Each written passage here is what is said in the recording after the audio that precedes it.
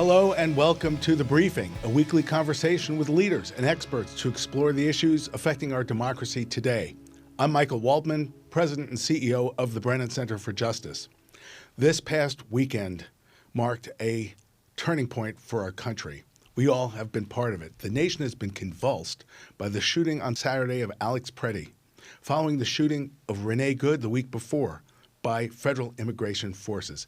Each of these highly visible, widely documented shootings has been met with instant lies and smears and a chorus of administration officials coming to the defense of these agents with no justice being pursued, at least not yet.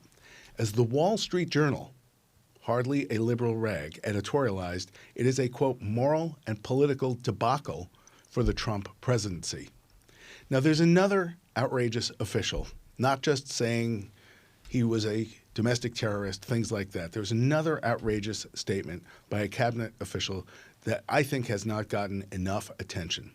Attorney General Pam Bondi sent a remarkable letter to the governor of Minnesota in which she appeared to link the violence over ICE with a demand for the voter rolls of the state. What was this letter? What was behind it? What's the implication of this all around the country, and what can we do about abuses of power relating to immigration and relating to things like this? To answer that question and more, I'm really pleased to be joined by my colleague, Wendy Weiser. She's our Vice President for Democracy here at the Brennan Center for Justice and my longtime colleague and one of the country's leading experts on voting and democracy. So, Wendy, let's start with the letter itself, this extraordinary letter from the Attorney General of the United States to the governor of Minnesota.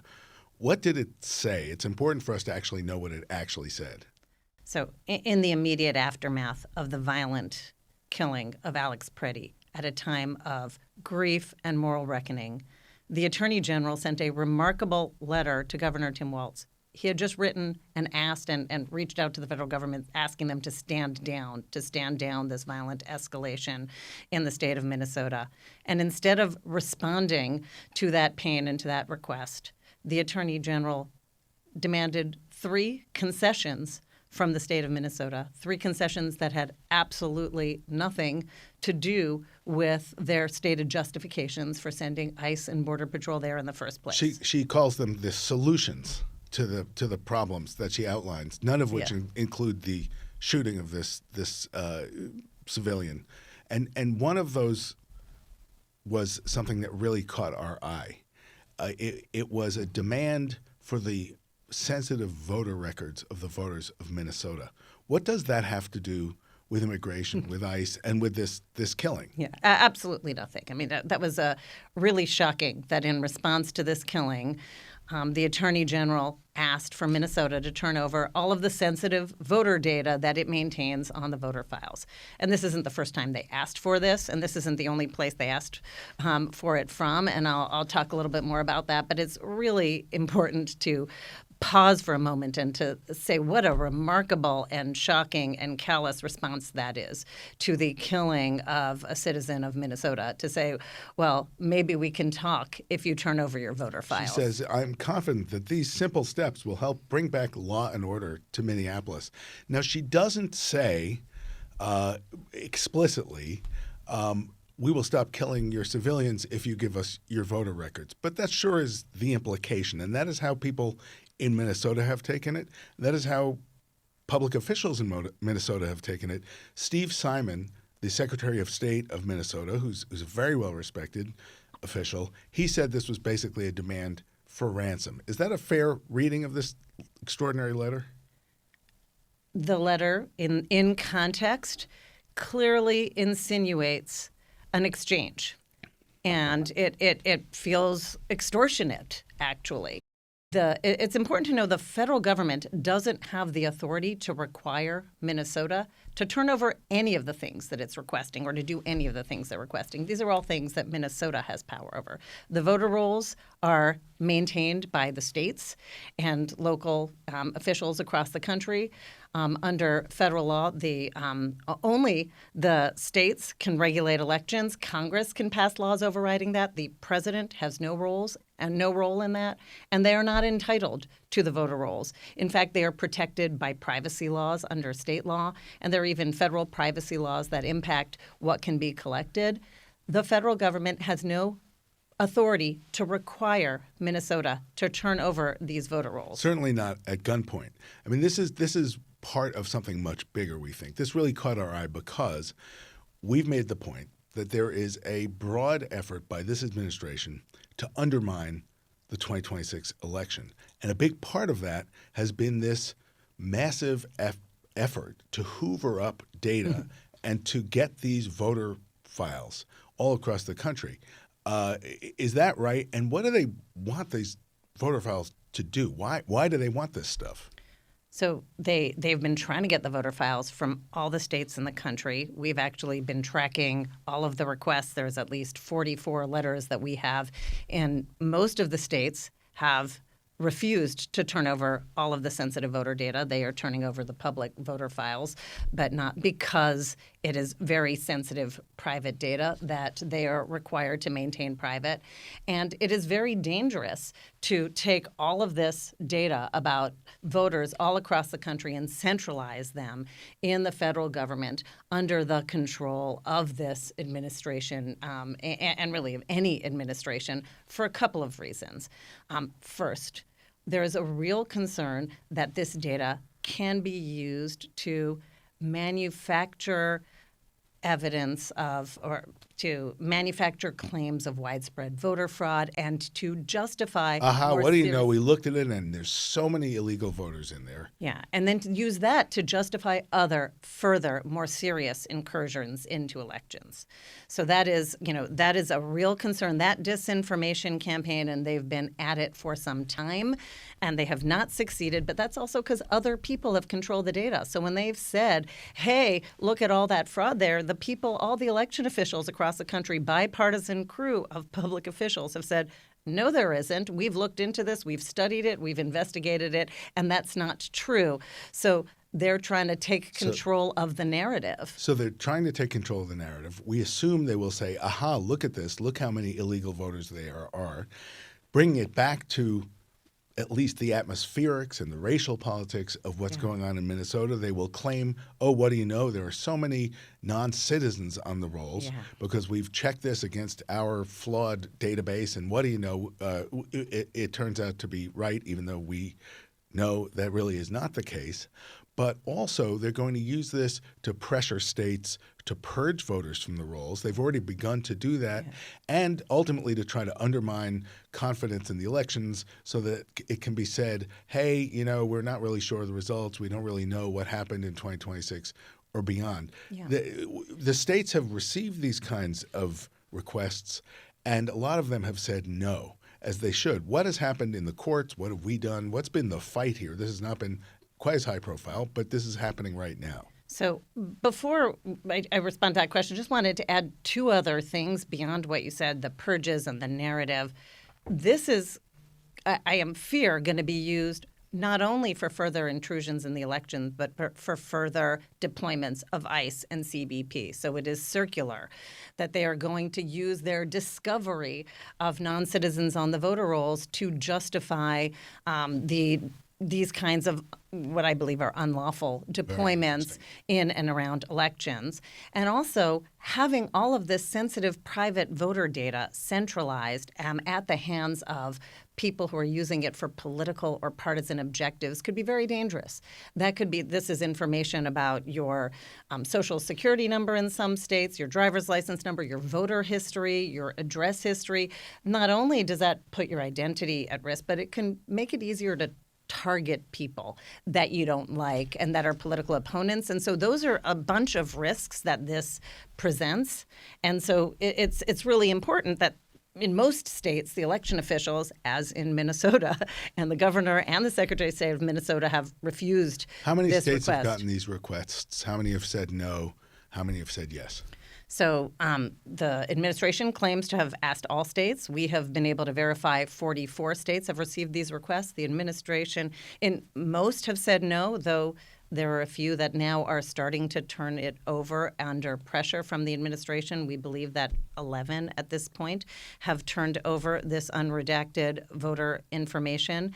And in 24 states and D.C., the Department of Justice, under Attorney General Bondi, has actually sued the states to try to ramp up the pressure to try to get them to turn over those voter rolls.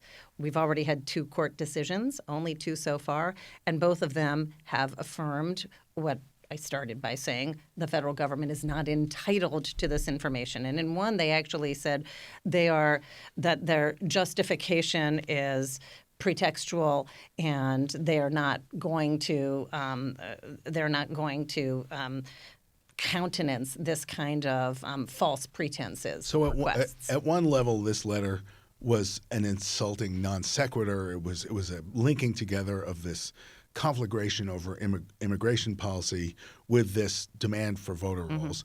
At another level, as you're describing, it is part of the conspiracy theory narrative that is being promulgated now, unfortunately, by the federal government itself. We know we're going to be involved in this at the Brennan Center. We've gone to court on this. This is going to be a fight, and our people who are interested in what we're doing will be hearing about it all year. You've made the point that this isn't just ICE, this isn't just Homeland Security, but Pam Bondi's letter reflects a deeper misuse of the Justice Department across many dimensions, right? I mean, this is something we're very focused on. Absolutely. And it's important for people to know that you cannot use law enforcement authority to try to seek concessions or to try to coerce people or states to do things that you don't have the authority to require them to do in the first place. That is the true weaponization of the Justice Department. That threatening to prosecute the Fed chair unless they lower interest rates, bogus prosecutions of political foes like James Comey and Letitia James, all of this stuff is bound up together. Yeah, and threatening the use of state violence, of federal government violence, in exchange for, or the withholding that kind of violence in exchange for these kinds of concessions. I mean, that is really chilling when you actually think of those implications, that they're connecting these violent forces and the withdrawal of those to these concessions they're seeking about getting the voter rolls. That is chilling. And actually, as we are seeing in many other contexts, courts are pushing back and saying that is not allowed. We just filed a brief on behalf of a group of a large number of former senior Department of Justice officials making exactly that point in a completely different context. You cannot use law enforcement authorities to seek other objectives, to try to get concessions that you want. And this is something that we need to hammer again and again, because this is an abuse that we're seeing over and over again from this Department of Justice, and we certainly don't want to see that continue into the election context. I want to turn the lens back more broadly to Minneapolis and to Minnesota and to generally what we're seeing with this incredible abuse of power by immigration forces. We need immigration laws in the United States, but what we're seeing, the sheer effort to brutalize and terrorize communities is unprecedented and is something where there needs to be some kind of response, some kind of accountability. What can people in Minnesota and people anywhere else do to actually hold federal officials accountable, federal agents accountable when they're violating the law, when they're violating people's civil liberties? Yeah, so that's critical. Accountability here. First, truth, like a true investigation into what actually happened, and including by Minnesota officials, with the state officials who need to get access to all of this. They They have the power to do this because allegedly it was perhaps a murder that took place in their jurisdiction. Yeah, and a murder that was outside of the authority of what the federal government is actually authorized to do, what these federal officials are authorized to do. So this is something that Minnesota... They can do an investigation. They can do an investigation. Look, the feds should do an investigation. Don't hold your breath. Minnesota should step up as it has, and they have the legal right to get evidence to do a real, live, serious criminal investigation. And there's been requests to maintain all of the evidence and the data relating to these brutal killings from Congress, from the state officials in Minnesota. The federal administration has been obstructing their access to it, but this is something that people can demand, a real clear investigation and accountability.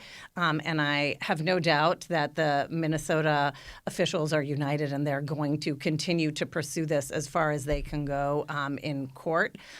It wasn't about this, but a federal judge appointed by Republican president ordered the head of ICE to come into the courtroom on Friday or be held in contempt of court because of the misrepresentations that have been so rampant by ICE on these accountability measures. Yeah. Not, again, about this shooting, but about other things. Yeah, and their failure to actually comply with orders, valid orders of the courts. So the state and local law enforcement can do their proper job as they are trying to do.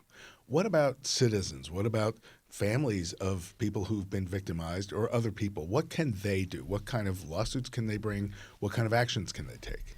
Well, one kind of action that we're seeing a lot of in Minnesota, and I actually think has been so helpful in both comforting the people of Minnesota that have been terrorized and in bringing national attention to this issue, is actually getting up and calling for accountability and change and protesting what is happening in Minnesota. And I cannot emphasize enough how valuable and important that is, both by the people in Minnesota and by everyone else outside of Minnesota in solidarity. Requiring a lot of courage right now, because Alex Preddy was just standing there and filming what was going on, or recording on his phone what was going on. He was engaging in his First Amendment protected activity, and we're encouraging everybody to do that and to know that we're standing, at least symbolically, with them.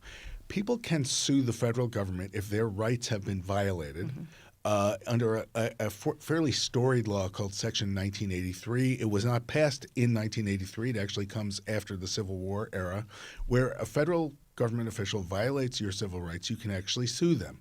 Now, there are all kinds of defenses, all kinds of immunities for both criminal and civil liability, but nevertheless, it is something can do. Yeah. But there's another thing that is really intriguing to me, where states now are passing laws. It's called Converse 1983, because why not make it sound more complicated and confusing than it already is?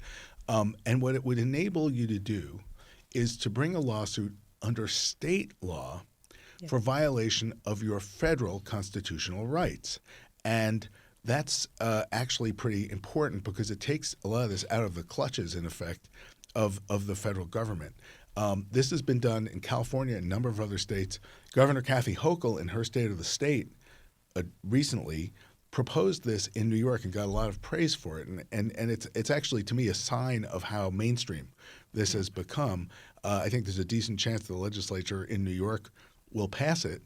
And is that kind of creative legal activity, which we've seen in other areas too, is that the kind of thing that we're going to need to see happen so that we can hold this lawless action accountable to law? So I think that it's really helpful, these kinds of actions. I think that we should, arguably, under existing law, we have everything we need to be able to sue and hold people accountability for violations of federal and state constitutional rights. I think that there are going to be arguments and pushback. And so these additional laws strengthen the avenues, provide additional sources of legal avenues of accountability, and we need all of them. But I don't want to suggest that that they can't win accountability without them. I want to suggest that we are at a time where our rights and our constitutional protections are being so tested that we need all of the fortifications that we can muster. And this is an important fortification that actually will give people better access to the justice and the accountability that they need. This is a fast unfolding story. Of course, history is being made as we speak in real time. We're all living it. We're all part of it. We'll be continuing to do our part, the work we do on the rule of law, on protecting the elections, and much more. on all the abuses of executive power that we are seeing right now. Thank you, Wendy Weiser, and thank you to all our colleagues who are working on this, and we will keep folks informed as the year goes on. Thanks a lot. I want to add a couple of thoughts based on my experience, based on our history, to give some further context to what we've just been discussing. First of all, it is really important to understand this in the broad sweep of the abuse of power that we are seeing by this administration and by the federal government. It can't just be seen as ICE on the rampage, Border Patrol on the rampage, this official in their greatcoat that looks like a World War II German uniform. Oh, that person got fired. This person took control. Let's not lose sight of the challenge to the rule of law that we're seeing across the country. It's important to do that. It's important to understand it in all its dimensions, that it's legal, it's political, and it's also about what the country cares about in this 250th anniversary of our country. The second point I want to make is about what we're seeing in response to this egregious killing. It's not really a surprise, in a way, that this has kindled this kind of reaction, this kind of response. It was videotaped and broadcast and streamed from so many different angles.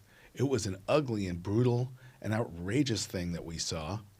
And that kind of thing, that kind of visible evidence of brutality, very often has kindled outrage and mass movements and crisis and political change all throughout the country's history.